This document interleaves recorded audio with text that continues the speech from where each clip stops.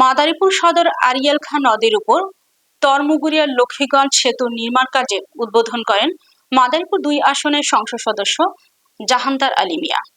বিস্তারিত থাকছে সোহাগ কাজীর প্রতিবেদনে।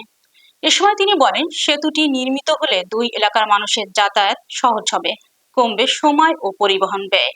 পাশাপাশি কৃষি, শিক্ষা, স্বাস্থ্যসেবা এবং স্থানীয় ব্যবসা বাণিজ্যের প্রসারেও ভূমিকা রাখবে এই সেতু।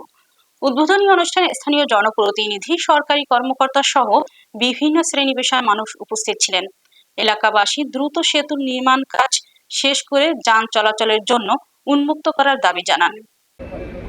সামাজিক দিক দিয়ে, বাণিজ্যের দিক দিয়ে, সম্পূর্ণ দিক দিয়ে এটার সাথে কিন্তু সম্পৃক্ত চর্মগড়ের রাস্তার সাথে। তো আমি তো মনে করি শহরের যে একটা ঝামেলা ছিল, যানজট হয়তো এই যানজটটাও এই জায়গাটা ডুবে কমিয়ে যাবে। তো মানুষের অনেক দিনের যে প্রত্যাশা ছিল, আল্লাহ তাআলা সেটা পূরণের আপনার লক্ষ্য করছে। আল্লাহ তাআলা আমাদের দেশটা শেষ করতে পারি। সকলে ধন্যবাদ জানাই। আজকে আমরা শুভ উদ্বোধন করতে যাচ্ছি ভিত্তি স্থাপনের শুভ উদ্বোধন করা হলো। আরে ভাই